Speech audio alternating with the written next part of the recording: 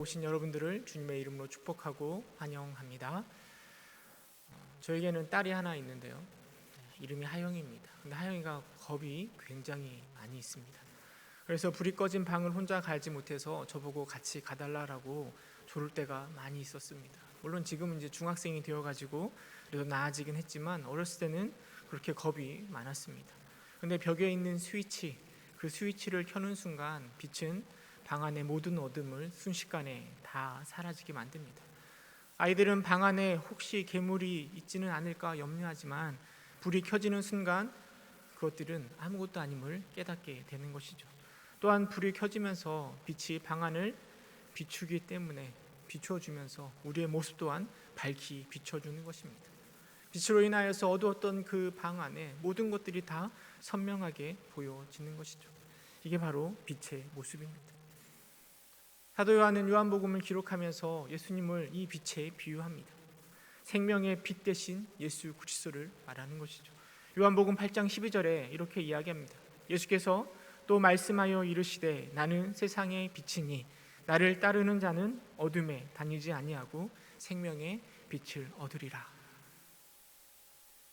빛 대신 예수님이 우리에게 오는 순간 죄의 영향력은 순식간에 사라지고 우리 안에 새로운 생명이 나타나는 것입니다.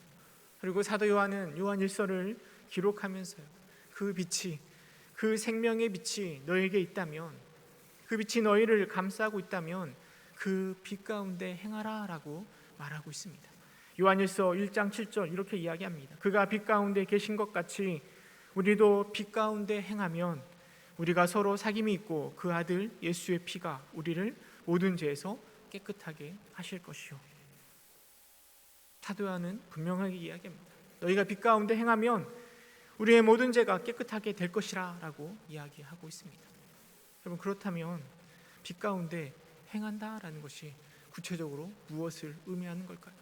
오늘 이 본문의 말씀을 통하여서 빛 가운데 행하는 것이 무엇인지를 깊이 생각해보고 함께 은혜를 나누어 보고자 합니다. 사도 요한이 이 요한 1서를 기록할 때가 시대적으로 주후 약 85년에서 90년 사이로 보고 있습니다. 그 당시의 교회는 굉장히 많은 어려움 가운데 있었습니다. 외부적으로 박해와 핍박이 너무나 극심하던 시절입니다. 뿐만 아니라 내부적인 어려움도 만만치 않았습니다. 이는 당시의 이단 사상들이 교회 내로 들어오면서 교회 내에 많은 분쟁이 나타나고 있었습니다. 지금이야 이단이라고 하면 바로 규정할 수 있고 잘라낼 수 있지만 그 당시에 이단을 규정하거나 판단하는 것이 쉽지 않았습니다. 왜냐하면 그 당시에는 신학이 제대로 정립되어 있던 시기가 아니기 때문입니다. 예수님이 하나님인지 인간인지, 삼위일체가 무엇인지, 또 영재주의의 그 사상들이 어떻게 잘못된 것인지 혼란스럽고 또 이로 인하여서 교회 내에 많은 분열이 일어나고 싸움이 있었던 그 시절입니다. 그 시절에 사도 요한은 요한 1서를 기록하면서 교회를 향하여 싸움과 분열을 막고 믿음을 재확신시키기 위해서 편지를 쓰고 있는 겁니다. 특별히 믿음을 가지고 있는 우리가 어찌 행동해야 할 것인가, 요한 1서 말씀을 통해서 우리에게 분명하게 보여주는 것이죠. 요한 1서 2장 6절에 요한은 이렇게 이야기합니다. 그 안에 산다고 하는 자는 그가 행하는 대로 자기도 행할지니라. 여러분들은 예수 안에 살고 계십니까? 예수 안에서 살고 계십니까? 요한은 분명하게 이야기합니다. 너희가 만약에 예수 안에 살고 있다라고 한다면 예수님이 행하시는 대로 너희도 행해야 될 것이다 라고 분명하게 말하고 있습니다. 예수님이 행하시는 대로 우리가 행할 때 그 믿음이 바로 진정한 믿음이 될 것입니다. 저는 여러분들이 이 예수님의 행하시는 대로 행동할 수 있는 여러분 되시기를 간절히 소망합니다. 여러분, 그렇다면 예수님이 무엇을 행하셨습니까? 이 땅에 오셔서 예수님이 행하신 것은 무엇입니까? 우리 기독교를, 또 우리 그리스도 이 기독교를 한마디로 요약하면 우리는 사랑으로 요약할 수 있습니다. 예수님은 다른 걸 행하시는 것이 아니라 사랑을 행하셨습니다. 성육신 하실 때, 또 십자가를 짊어지실 때, 부활하실 때 이 모든 행동이 다 사랑에 기인하는 것입니다. 그러기에 사도 요한은 예수님이 행하시는 대로 행하라 라고 말하고서 7절부터 그 이후로 사랑에 대해서 말하고 있는 것입니다. 실제로 보면 사도 요한 이렇게 이야기합니다. 새 계명을 너희에게 쓰는 것이 아니라 너희가 처음부터 가진 옛 계명이다라고 이야기합니다.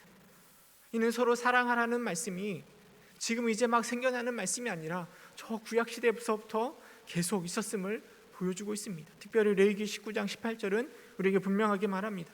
원수를 갚지 말며 동포를 원망하지 말며 내 이웃을 사랑하기를 내 자신과 같이 사랑하라. 나는 여호와니라 라고 이야기하고 있습니다. 근데 8절에 보니까 요한이 다시 내가 너에게 새 계명을 쓰노니 라고 이야기하면서 옛 계명을 또한 새 계명이라고 이야기하고 있습니다.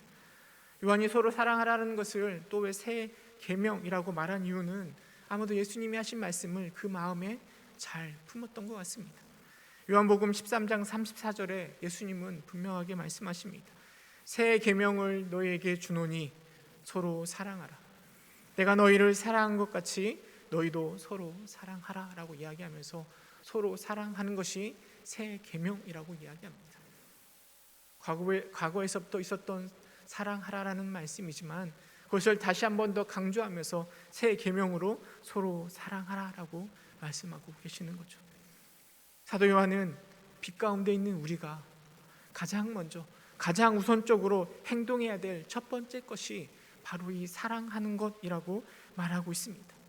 이 서로를 사랑하라는 이 계명은 예나 지금이나 기독교회, 우리 교회의 최고의 가치임을 말하는 것이고 예수님이 죽기까지 복종하심으로 보여주신 그 사랑을 이제는 우리가 행해야 함을 말하는 것입니다. 뿐만 아니라 역설적으로 요한이 교회를 향하여서 사랑하라라고 사랑을 행해야 된다라고 강조하는 것은 교회 내에 그 사랑이 부족하기 때문이기도 하는 것이죠. 빛 가운데 거한다고 하면서 교회 내에 나타나는 수없이 많은 싸움이나 분쟁, 그 분쟁과 싸움을 바라보면서 요한은 우리를 향하여 교회를 향하여 사랑을 행하라라고 권면하고 있는 것입니다. 이런 이 싸움과 다툼은 초대교회에만 있는 것이 아닙니다. 오늘날 지금 우리 교회도 여전히 싸움과 다툼이 일어나고 있습니다. 특별히 5월은 가정의 달이니 단순히 교회로만 적용하기보다는 우리의 가정에 적용하여 생각해 보는 것도 의미가 있을 것 같습니다. 우리 가정 안에서도 싸움과 다툼이 늘 있습니다. 우리 하영이 하민이를 보면은요 어마어마하게 싸웁니다. 눈만 뜨면 싸웁니다. 끊임없이 싸웁니다. 근데 중요한 건 아내랑 저도 끊임없이 싸운다는 거죠. 늘 싸움이 가득합니다. 저는 이 싸움 또 다툼이 공동체라면, 함께 살아가는 공동체라면 피할 수 없는 것이라 생각되어집니다. 어느 공동체나 어떤 모임이든 서로 다른 사람이 만나 있기 때문에 늘 싸움과 다툼이 일어날 수밖에 없는 거죠. 근데 중요한 건 그 싸움과 분쟁을 통해서 건설적인 방향으로 나아가는 것이 아니라 그 싸움과 분쟁 때문에 가족임에도 불구하고 교회 내 한 식구임에도 불구하고 서로에게 상처가 되고 마음이 상하게 되고 우리 안에 미움이 남아 있을 때 이것이 문제가 되는 것 아니겠습니까? 가정뿐만 아니라 교회 내에서도 분쟁과 싸움이 있을 수 있죠. 그런데 그것 때문에 우리 안에 앙금이 생기고 미움이 생겨날 때 그것이 문제가 되는 것이죠. 그래서 사도 요한은 우리를 향하여 9절에 이렇게 이야기합니다. 우리 9절 함께 읽어보도록 하겠습니다. 시작.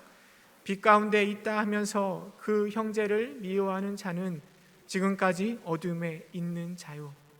빛 가운데 있다라는 것은 빛 대신 예수 그리스도를 알고 있고 그를 바라보고 있고 그를 믿고 있는 신앙의 모습을 말하고 있습니다. 그런데 빛 가운데 있으면서도 그 형제라는 것은 그리스도 안에서 믿음으로 하나된 우리 지체들을 이야기하는 것 아니겠습니까? 우리 혈육 안에서 하나된 가족 공동체를에도 적용할 수 있을 것 같습니다. 그런데 그 형제를 미워하는 자는 지금 어디에 있다고요? 어둠에 있는 자라고 이야기합니다. 내 스스로는 빛 가운데 있다라고 이야기하지만 내 안에 미움이 있다면 빛 가운데 있는 것이 아니라 정확하게는 어둠 가운데 있는 것이다 라고 말하고 있는 것이고, 어둠 가운데 있는 그 모습이 형제를 미워하는 모습으로 나타난다라고 이야기하고 있습니다. 그런데 반대로 형제를 사랑한 자는 빛 가운데 거하며 자기 속에 거리낌이 없다라고 이야기합니다.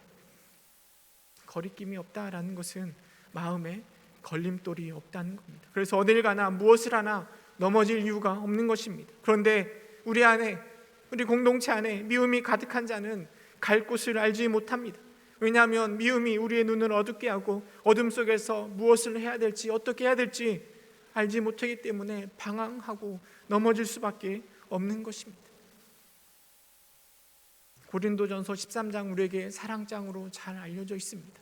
그 13장의 내용을 살펴보면 내가 사랑의 방언과 천사의 말을 할지라도 사랑이 없으면 소리나는 구리와 울리는 꽹과리가 되고, 내가 예언하는 능력이 있어 모든 비밀과 모든 지식을 알고 또 산을 옮길 만한 모든 믿음이 있을지라도 사랑이 없으면 내가 아무것도 아니요, 내가 내게 있는 모든 것으로 구제하고 또 내 몸을 불사르게 내줄지라도 사랑이 없으면 내게 아무 유익이 없느니라. 고린도전서 13장은 우리에게 사랑이 얼마나 중요한가를 분명하게 보여줍니다.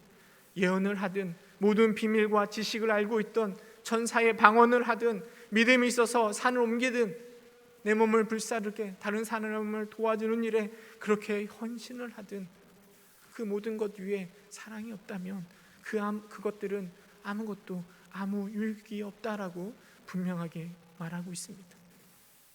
우리가 행하는 사랑은요, 우리가 빛 가운데 거하고 있는가 아니면 어둠 가운데 거하고 있는가를 판단할 수 있는 중요한 지표가 되는 것입니다. 우리 안에 사랑이 없다면 우리는 결코 빛 가운데 거한다라고 말할 수 없는 것입니다. 그래서 사도 요한은 내가 예수 안에 살고 있다면 예수님처럼 사랑을 행하라라고 권면하고 있는 것이죠. 그리고 사도 요한은 12절에 자녀들아라고 이야기하면서 이야기를 또 끌어갑니다. 사실 자녀들아라는 표현은 사도 요한이 즐겨하던 표현입니다. 다정함을 표현하기 위해서 자주 사용하였습니다. 자녀들아라고 부른 이후에, 모든 세상을 그렇게 자녀들이라고 부른 이후에 요한은 그들을 나이에 따라 세대를 구분하며 이야기합니다. 먼저 아비들아라고 13절에 이야기하는데, 아비들은 태초부터 계신 이를 알았음이라라고 말합니다.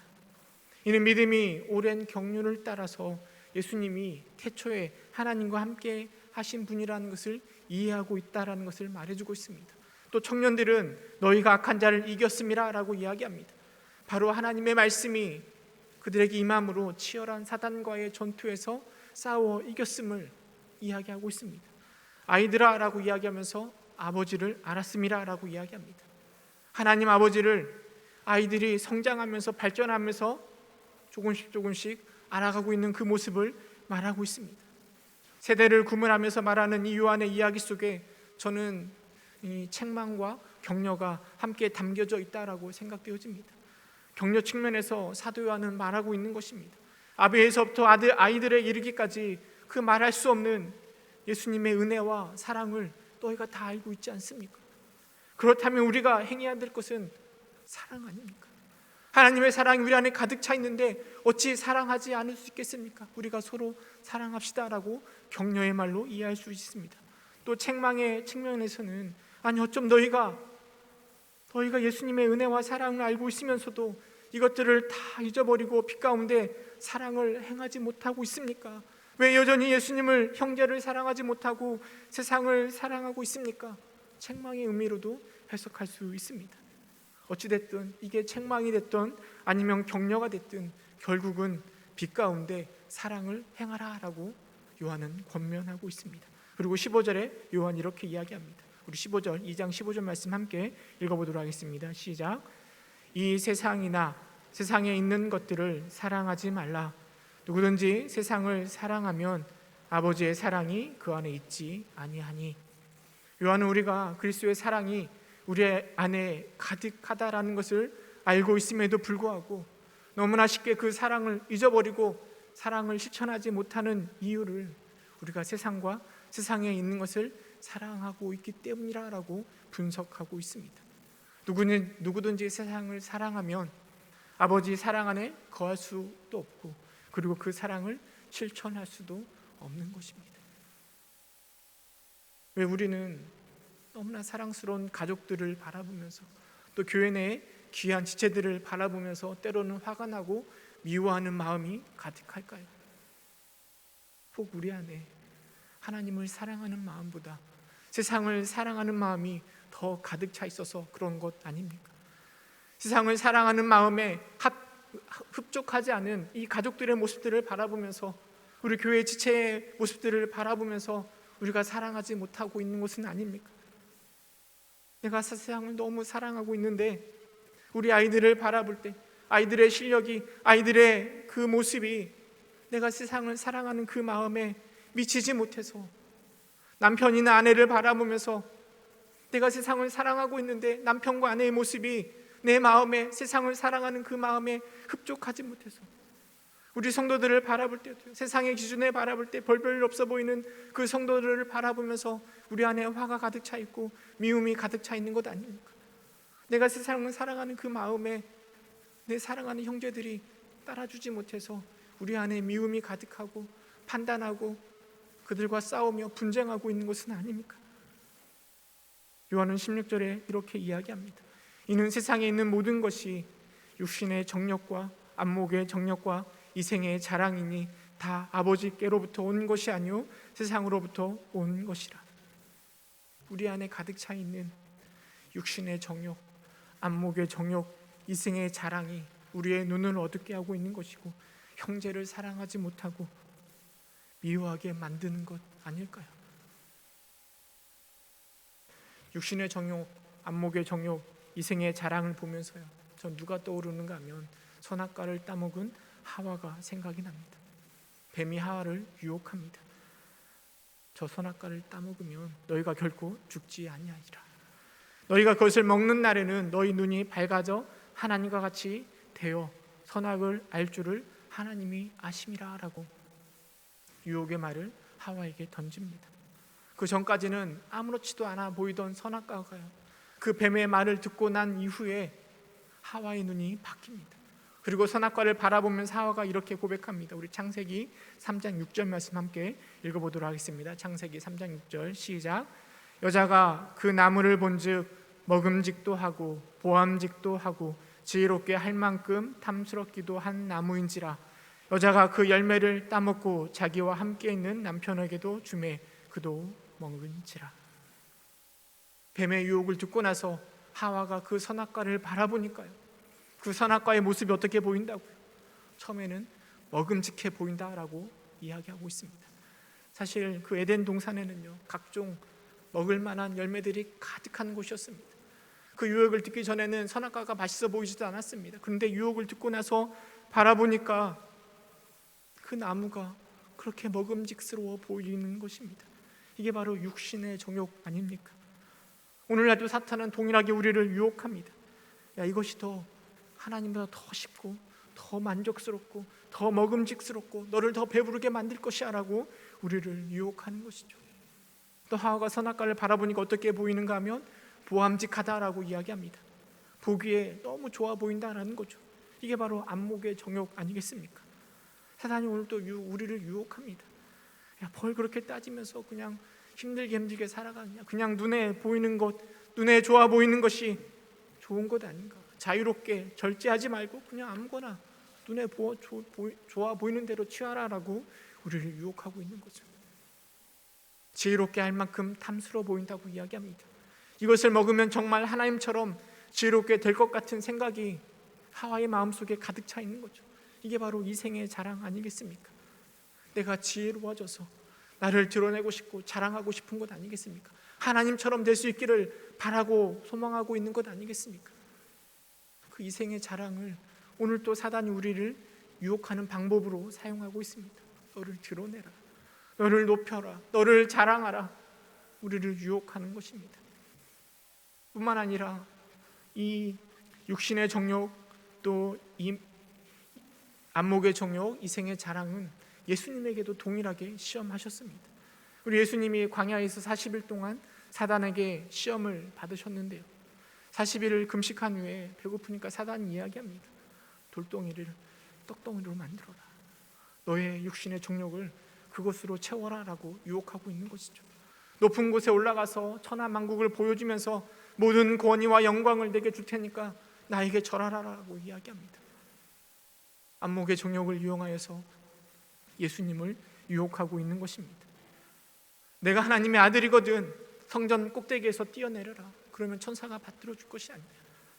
너가 하나님의 아들인 것을 자랑하라, 나타내라, 드러내라 라고 유혹하는 것입니다. 그러나 예수님은요, 하와처럼 그 선악과를 따먹은 것이 아니라 그 모든 유혹을, 그 모든 시험을 말씀으로 물리치셨습니다. 육신의 정욕을 건드릴 때 신명기 8장 3절의 말씀을 통해서 사람이 떡으로만 살 것이 아니요 여호와의 입으로 나오는 모든 말씀으로 살 것이라 라고 답하십니다. 안목의 정욕으로 유혹할 때 신명기 6장 13절의 말씀을 통해서 주 너의 하나님께 경배하고 다만 그를 섬기라 말씀하십니다. 이생의 자랑으로 유혹할 때 신명기 6장 16절의 말씀을 가지고 주 너의 하나님을 시험하지 말라라고 말씀하십니다. 우리 하나님께서는 동일하게 세상의 유혹들이, 육신의 정욕, 안목의 정욕, 이생의 자랑이 유혹들이 다가올 때 그것들을 모두 다 말씀으로 물리치셨습니다.